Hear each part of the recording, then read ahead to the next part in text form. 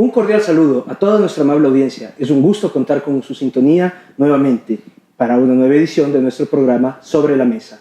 El día de hoy estaremos con dos importantes invitadas. Tenemos la presencia de la camarada Jessica Ochoa para debatir sobre el tema de la Ley Orgánica para la Erradicación de la Violencia de Género. Jessica, mucho gusto. ¿Cómo te encuentras tú hoy? Hola Alejo, ¿cómo estás? Bueno, bien, muchas gracias.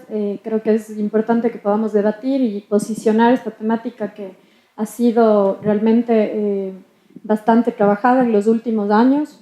Creería que es una respuesta a la agudización de las condiciones que tenemos en este momento actual. Gracias por la invitación. También contamos con la presencia de María Pesina desde CIESPAL. María, mucho gusto. ¿Cómo te encuentras tú hoy? Muchísimas gracias por la invitación. Para mí es un honor estar con ustedes aquí acompañándole. Y también me parece importante que desde el partido se estudie y se analicen estas nuevas propuestas que pretenden erradicar la violencia de género en el país. Así es. El pasado 24 de agosto del presente año fue presentado desde el Ejecutivo el proyecto de Ley Orgánica para la Erradicación de Violencia de Género. Con esta medida se pretende avanzar en el marco de la normativa jurídica legal para brindar atención a los sectores sociales más desfavorecidos. Con el proyecto de ley se pretende además establecer un mecanismo para identificar los diferentes tipos de violencia. Las mujeres no solo sufrimos violencia física, sexual o psicológica, sufrimos violencia patrimonial, simbólica, económica, y esto está presente en todos los espacios cotidianos y lo enfrentamos todos los días, manifestó Rosana Alvarado al momento de presentar la ley. También establece un sistema de protección en el que participan las instituciones gubernamentales, el Ejecutivo y los gobiernos autónomos. El 25 de noviembre se llevará a cabo el último y definitivo debate sobre el proyecto de ley en el seno de la Asamblea Nacional.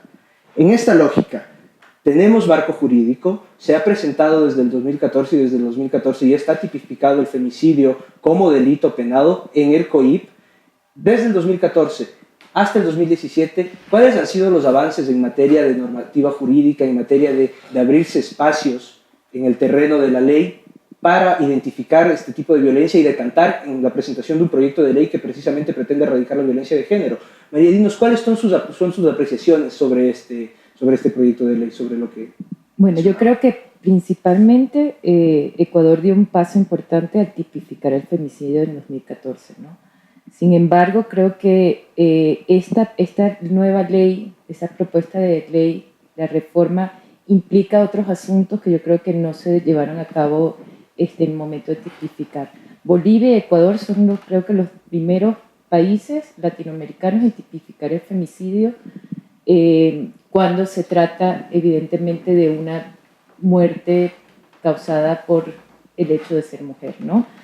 Ahora, me parece interesante y yo creo que se dieron cuenta que no solamente es la tipificación, sino la prevención, ¿no?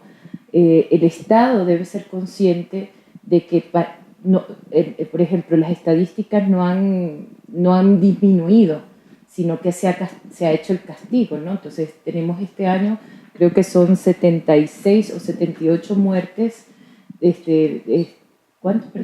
82 muertes hasta ahora de mujeres, y eso, digamos, a comparación al año anterior es mucho mayor. Entonces, la tipificación no ha reducido, no ha minimizado, no ha parado el femicidio en el país. Sin embargo, yo creo que esta propuesta, lo interesante que tiene es la metodología de prevención. Pretende de alguna manera que se haga un sistema donde la sociedad y las entidades que manejan, digamos, el tema se sensibilicen, pero también se forme una cultura, ¿no? Yo creo que si no cambiamos nuestra forma de pensar y de relacionarnos, si es que el hombre considera que la mujer le pertenece, que es un sujeto con una condición inferior, no vamos a cambiar nada, ¿no? No, efectivamente vamos a seguir sancionando y la violencia no se va a erradicar, sino más bien se va a testar posiblemente el sistema penitenciario del país. Jessy, tus apreciaciones en torno al tema. Bueno, creemos que es importante que realmente los avances que se han generado en función de tipificar el femicidio Creo que es importante también algunos avances en la Constitución que reflejan un poco el reconocimiento del rol de la mujer en la sociedad, ¿no? Por ejemplo, el tema del reconocimiento del trabajo doméstico, que es realmente un enlace con el tema de combatir y de luchar contra la violencia de género, porque efectivamente Por ejemplo, el tema el de la femicidio... afiliación de las damas de casa al Seguro Social podría ser. Sí, bueno, realmente yo hablo del tema del reconocimiento del trabajo doméstico como trabajo productivo y el trabajo de cuidado. Eso es importante y es clave también en una lucha de una estructura que genera poderes o que genera una relación de poder del hombre contra la mujer, digámoslo así, ¿no? En este sentido, en una relación en donde tenemos vínculos y lazos patriarcales que se generan en función de un sistema que lo que hace es posicionar o ponerle en una posición a la mujer de sublevación y de inferioridad al hombre frente al trabajo que realiza incluso. Entonces es importante porque el trabajo que la mujer realiza y que ha sido delegado casi que en su totalidad frente al tema productivo doméstico y de cuidado, se reconozca es un paso adelante para que se pueda también democratizar, que es importante. Y eso implica también nuevas relaciones sociales que permitan prevenir también el tema de la violencia en su generalidad y la última causa, que es el femicidio.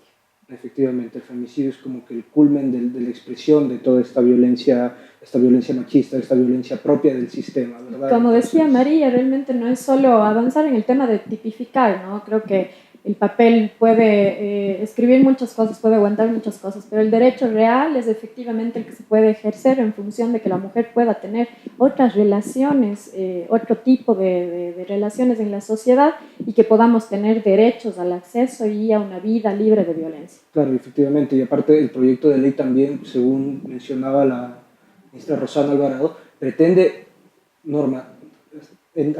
encasillar los tipos de violencia, o sea, pretende definirlos para que ya se entiendan como violencia, porque creo que eso es también un problema al momento de hablar de la desigualdad y la inequidad de género, que no se entiende la violencia como tal, que hay actitudes que están tan normalizadas, por ejemplo, el tema de la brecha salarial entre hombres y mujeres se ha normalizado tanto que no se entiende eso como violencia. Y hay gente a la que le choca cuando tú le vas a decir, oye, que una mujer que desempeña el mismo cargo que tú gane, no sé, el 30% menos, es una actitud violenta. Entonces, le golpea y le dice, no, ¿cómo va a ser violencia? Y te saca toda su serie de argumentos machistas sobre el tema de estereotipar a las mujeres, ¿no? Creo que es necesario en el marco que se especifique cuáles son los tipos de violencia, por qué es violencia y que se fundamente precisamente eso. Ahora, en la presentación de la ley estuvieron también varios colectivos de mujeres. Esta ley fue construida desde los procesos populares, fue construida desde las organizaciones sociales y podemos decir que todo este cúmulo de luchas y este acumulado de pelea y de dar bronca constantemente tiene su punto de cristalización en esta ley. ¿Lo podríamos plantear de esta manera?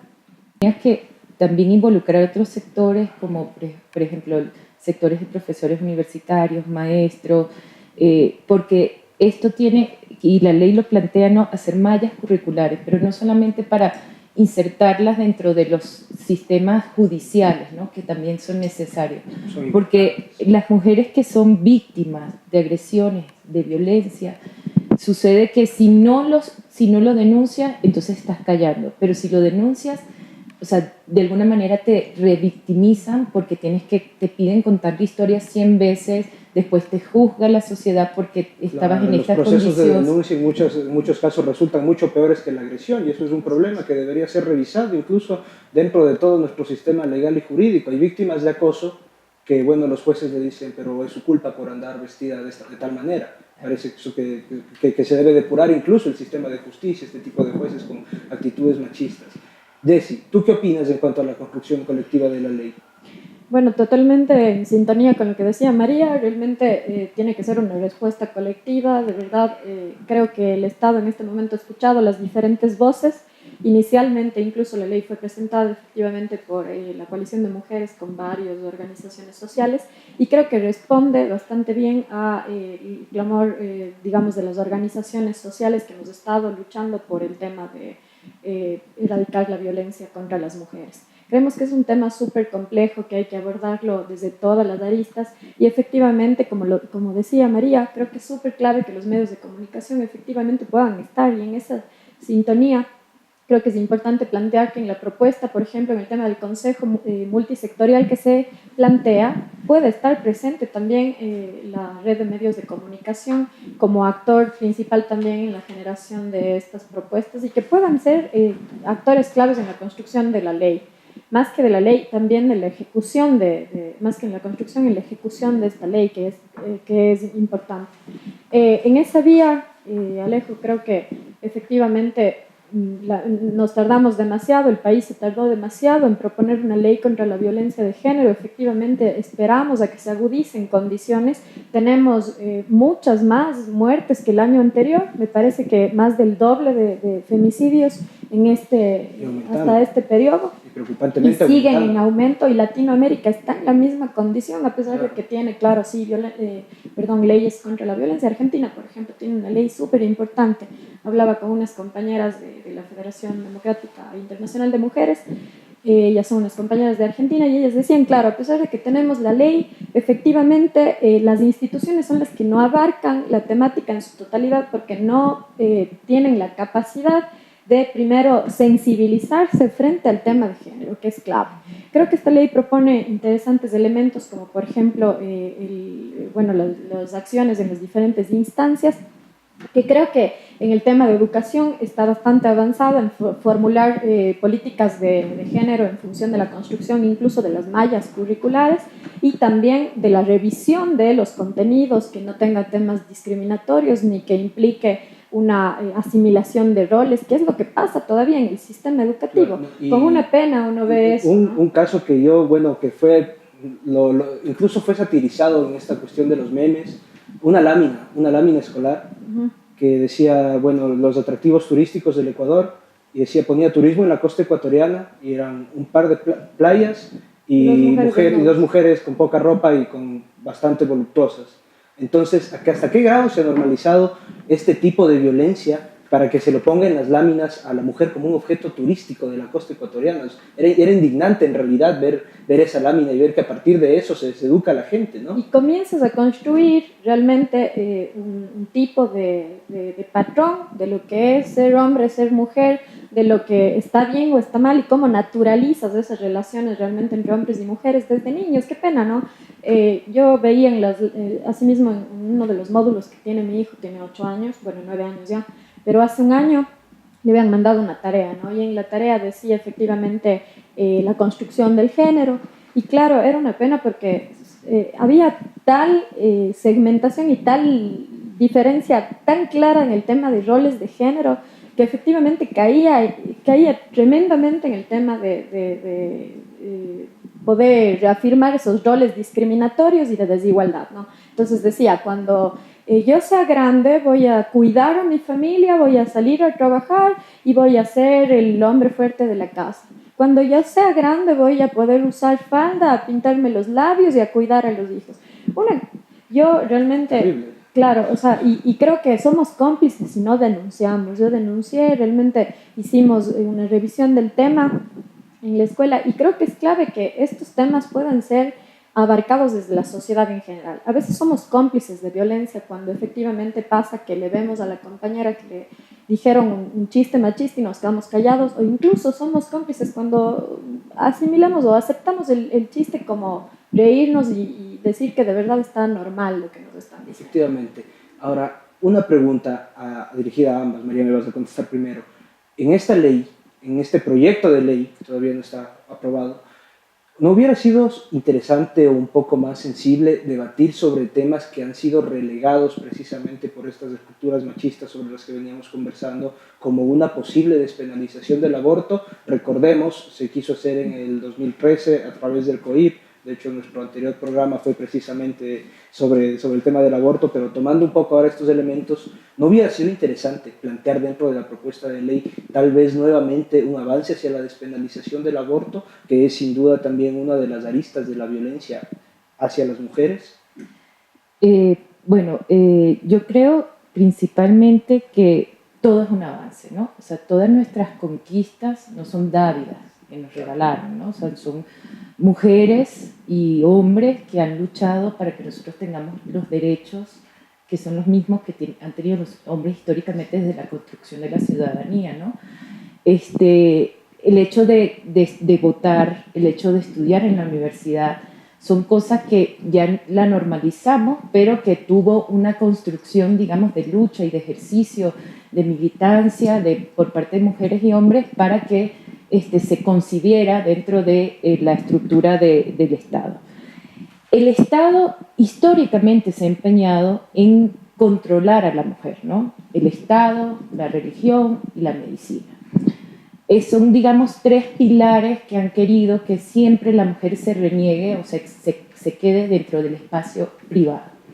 Entonces, yo creería que, bueno, primero hay que dar pasos, ¿no? Yo creo que hay que felicitar, digamos, la iniciativa de replantear la ley y de incluir ciertas cosas y aspectos fundamentales que no se discutieron y que son necesarios para garantizar y efectivizarla y no tengamos esos aumentos, digamos, de femicidio. Ahora, el tema del aborto es un tema y una lucha que tenemos que dar las mujeres siempre. El Estado, al tener el modelo de ciudadano, ¿qué nos han reflejado? Que bueno, que tener una familia hetero, claro. O sea, que sea hombre y mujer, que tengan niños, que la mamá se quede en la casa, o sea, son cosas simbólicas que todavía están súper impregnadas dentro del ejercicio del Estado.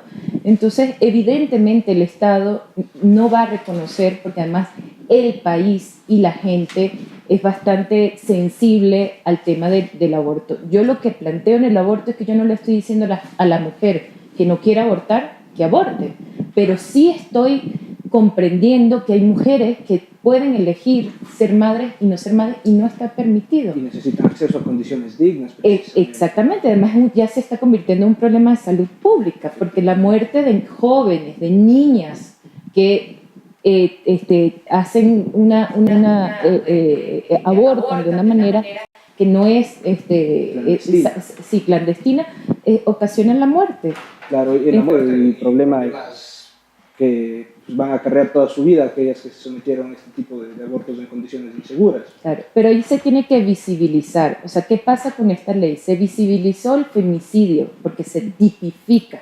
Entonces ya no se llama la niña que se tiró por la ventana sin que se diera cuenta. O sea, ya se habla ya se empieza a construir el historia de violencia con sus protagonistas, ¿no? Con el agresor, con el violento, con la víctima, con la mujer. Y eso fue un paso. Ahora vamos a reformar, digamos, y a incluir dentro de la ley otros aportes que son importantes, ¿no? Es el aporte de la prevención y de la información. Ahora yo creo que la lucha para despenalizar el aborto tiene que seguir. O sea, yo creo que ese es otro marco. Entonces, y tenemos que empezar a visibilizar la problemática que trae el tema de que no podamos ejercer el aborto en el momento que nos corresponde por violación o porque no queremos ser madre o porque nuestro hijo va a salir en condiciones que no queremos que nazca. O sea, hay un montón de razones, ¿no? Pero hay que seguir. Yo creo que es un poco una hipocresía. Por un lado estamos trabajando esto, pero por el otro ignoramos una cosa y hay que visibilizarlo. Hay que visibilizar todas las muertes de mujeres que por un aborto clandestino pierden la vida porque el Estado sigue con el afán de controlar a la mujer y a su cuerpo. Son temas sensibles, Desi, en esa misma lógica. La ley nos permite y nos va a permitir, de aprobarse, que ojalá se apruebe, nos va a permitir visibilizar precisamente tipos de violencia. ¿Crees que en el marco de esa visibilización que faculte la ley podría ser una escalera o un peldaño más de avance hacia la consecución de la despenalización del tema del aborto? Bueno, de hecho creo que ponen el tapete la discusión. Al plantear el tema de la violencia obstétrica, reproductiva y sexual, creo que da un paso gigante al reconocer que efectivamente las mujeres somos violentadas al no tener atención integral en el tema del embarazo, pero además dicen su pérdida, o en el tema de la información de una mujer a saber los métodos anticonceptivos, del acceso, de incluso poder ser atendida en su integralidad. Y además habla del tema de decidir libre y voluntariamente el número de embarazos que uno quiere tener. Y que el tema de planificación. Entonces el Estado no puede seguir escondiendo que las mujeres no estamos en este momento en condiciones reales de poder acceder a los derechos en el tema de salud sexual y reproductiva, por el medio de violencia efectivamente en el que vivimos. Hay muchas mujeres que no pueden acceder porque primero son limitadas incluso en su poder de decisión sobre cuántos hijos tener desde su familia, desde su pareja. Su pareja no le deja cuidarse porque piensa que es infiel o por un tema demasiado, de hecho, enraizadamente machista. En este momento hay un mapa que han elaborado compañeras de un colectivo feminista, que son el colectivo de Geografía Crítica, y ellas más o menos posicionan un número de aproximadamente 250 muertes, 240 muertes clandestinas, por aborto clandestino. ¿Qué quiere decir esto? Que el Estado no está respondiendo a su garantía, a la garantía de derecho frente a la decisión de la mujer. ¿Cómo podemos revictimizar a una mujer que es víctima, por ejemplo, en el caso de la ley de violencia, que es víctima de violencia sexual y que queda embarazada obligándole a tener un hijo que no deseó? Y lo que decía María, despenalizar el aborto para nada es una plataforma que le diga a la mujer que le vamos a prohibir tener hijos o que le vamos a obligar a abortar. Efectivamente es darle más bien un instrumento de toma de decisiones en donde la mujer es dueña no solo de su cuerpo, de su vida, y de su vida en su integralidad en función de entender que la mujer deja muchas veces, cambia su ciclo de vida, deja muchas veces sus actividades por ser madre y efectivamente no gracias a la irresponsabilidad, quizá como mucha gente trata de situarla en solo la mujer, porque se le ha delegado el rol reproductivo únicamente a ella, sino efectivamente porque hay otros elementos que juegan de por medio, como el tema de violencia sexual, como la desinformación, la falta de acceso, la pobreza. La pobreza es un elemento fundamental que no le permite a la mujer poder avanzar en sus derechos. Efectivamente. Y bueno, ya para ir concluyendo, porque el tiempo del programa se está acabando, ¿cuáles son las perspectivas o cuál es nuestro sendero o nuestro horizonte ahora que podríamos tener una normativa jurídica? ¿Cuál es el siguiente paso en el camino hacia la lucha de las mujeres, en el camino hacia la reivindicación de derechos? Creo que es un camino que, asimismo, como cualquier otra lucha, como cualquier otra posición sistemática de defensa en torno a sectores desfavorecidos, sectores que han sido violentados históricamente, ¿qué nos queda por desear? ¿Qué podemos nosotros aportar a esta lucha a partir de, bueno, la aprobación de tener un marco jurídico que nos faculte un poco más de garantías y que nos dé un poco más de amplitud en movimiento, si se quiere? ¿Cuáles son las perspectivas de la lucha de género en el país? Yo creo que, bueno, todo es una construcción social, ¿no? O sea, yo creo que a medida que nosotros vamos avanzando en la normativa, podemos avanzar en los cambios, digamos, de mentalidad. Jessie decía algo súper interesante que es el tema escolar, ¿no? Los niños, cómo lo estamos formando, cuáles son las materias y de qué manera las están viendo en los colegios. Yo creo que tener una transversalización de género desde la preescolaridad hasta la universidad va a hacer que las próximas generaciones tengan esa visión, digamos, más igualitaria entre el hombre y la mujer y podamos cambiar ciertas situaciones culturales y sociales. Yo pienso que hay muchas cosas que tenemos que seguir visibilizando para tener esta consecuencia que es en una normativa o en una concepción, digamos, de derechos igualitarios. Por ejemplo, el tema tú lo mencionabas, el tema de las diferencias salariales, ya no son justificables. O sea, las mujeres son un sujeto súper importante dentro de la producción económica de un país. Efectivamente, o sea, las estadísticas que tanto le gusta a los poderes del Estado, o sea, saben que la mujer, incluso que se queda en su casa haciendo un trabajo doméstico, colabora al desarrollo económico de el país. Entonces, yo creo que hay que empezar a entender y a comprender la dinámica entre nuestras relaciones para lograr, digamos, esa deseada igualdad de condiciones entre el hombre y la mujer. No puede ser que haya una mujer más que gane menos que un hombre. No podemos permitir metáforas sexistas dentro de ningún espacio. Como decía Jessie, no podemos permitir que los chistes machistas perduren y persistan a lo largo de la historia, que sean nuestros hijos quien lo cuente dentro de 20 años. O sea, tenemos que empezar a ser conscientes de esas cosas muy simbólicas que son súper normalizadas, súper naturalizadas. Tenemos que empezarlas a desmembrar, o sea, y desmembrar en un sentido también metafórico, ¿no? Empezar a construir otras cosas y otras relaciones y dar a la imagen de la mujer como una imagen de un sujeto que colabora, que trabaja, que da, digamos, insumos importantes para el desarrollo de cualquier sociedad. Un sujeto en ningún sentido inferior. Claro. Jessie, por favor. Bueno, creo que sí es importante comenzar a ver, la ley es realmente un primer paso. Yo creo que es un elemento que sí nos va a permitir modificar superestructuras, que es súper importante en este contexto de violencia, el tema de educación, el tema en los medios, trabajar el tema de la violencia simbólica creo que es clave porque hay cosas que se han naturalizado y que efectivamente se perpetúan, pero creo que es clave también poder entender que la violencia contra las mujeres también está enraizada en un sistema violento económicamente hablando. El sistema del patriarcado no puede ser sino también una alianza clave para el capitalismo y su desarrollo. Creo que el mostrar a una mujer semidesnuda en los comerciales de televisión o este caso terrible que vimos de estas carnes mostrando a una mujer toda ensangrentada que decía tenemos el mismo sabor. Sí, realmente, sí, en Loja, realmente es una muestra de la barbarie del capitalismo, de cómo ha cosificado en tal forma a la mujer y nos ha cosificado en tal forma que somos objetualizadas hasta el punto de creernos o de que nos crean propiedad de la gente y que efectivamente en esa vía nos matan, nos violan, nos agreden físicamente como si fuera natural. Y eso pasa efectivamente, como decían, la construcción de estas relaciones no solo por la ley, sino por tener nuevos paradigmas en el tema productivo, en el tema económico, de la inclusión de la mujer en diferentes espacios como la política, una política que realmente pueda reflejar de verdad a las mujeres, no solo como un objeto de voto en el tema electorero, sino efectivamente como actoras de la política.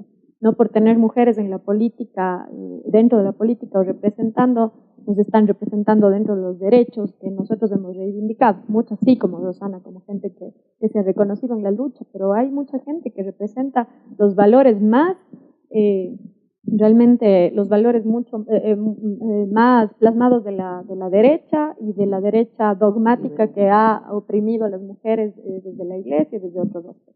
Bueno, les agradecemos como siempre el haber estado aquí en Sobre la Mesa, donde se debaten temas importantes, temas de coyuntura, temas que incomodan y temas que deben ser debatidos. A ustedes, nuestra amable audiencia, les agradecemos nuevamente por acompañarnos en una edición más de el programa de diálogo, tertulia política del Partido Comunista Ecuatoriano, recordando nuevamente que debemos avanzar de esta construcción binaria, de esta construcción violenta a la que nos ha sometido los valores del capital. Debemos ver a las mujeres desde un nuevo paradigma, debemos vernos a nosotros mismos, de construir nuestros valores para avanzar en la lucha hacia la consecución de un mundo mucho más justo. Una buena tarde y les recordamos que los temas importantes se debaten aquí sobre la mesa. Muchas gracias por su sintonía. Hasta la próxima ocasión.